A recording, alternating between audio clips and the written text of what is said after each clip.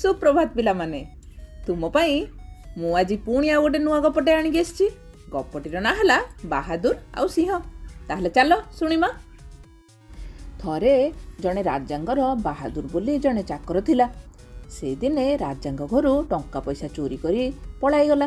किछि दिन लुचि लुचि एणे तेणे बुलिला। किंतु जेतेबेले खबर पाइला जे राजांग लोके ताको खोजुचंती से भयरे बण को पलाइला। दिने से बणरे बुलुथाए। हठात गोटे भयंकर सिंह ताहा बुड़े पड़ा। सिंह को देखी तार रक्त पानी होईगला। कौन करिबो किछि ठीक करि पारला नाही। पलाइबो बा कुआडे।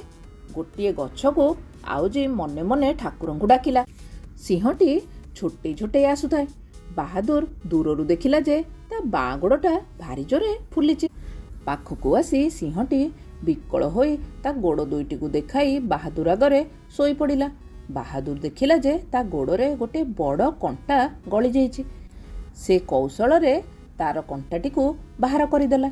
सिंह भारी खुशी हैला और तार किछि क्षति न करी बण भीतर को चलीगला।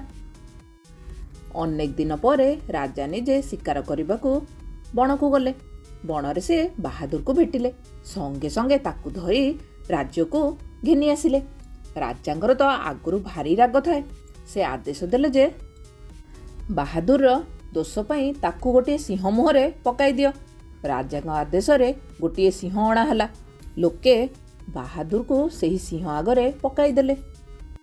बहुत लोक ए दृश्य देखिबाकू ठिया होई थांदी। बाहादुर भयरे थरु थाए। सिंह बाहादुर को देखी गोटे गर्जन करी धाई आसिला। किंतु पाखरे पहुंचबारु तार सबु राग उभेई गला। से बाहादुर को बेस चिन्हि पारला। बाहादुर जोगु आज ता जीवन रही।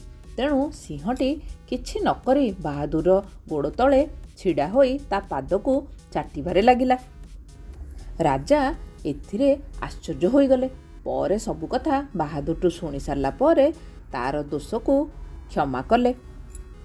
ताहाले पिला माने एई गपरु तुमे माने कौन जानिलो जे काहारी क्षति करिबा उचित नुहे। क्षमा मनुष्यर गोटे प्रधान गुण।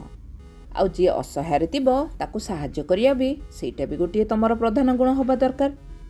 आहुरी मध्य भल गप शुणिबा पई चैनल टी को सब्सक्राइब निश्चित भाबरे करिवे। धन्यवाद।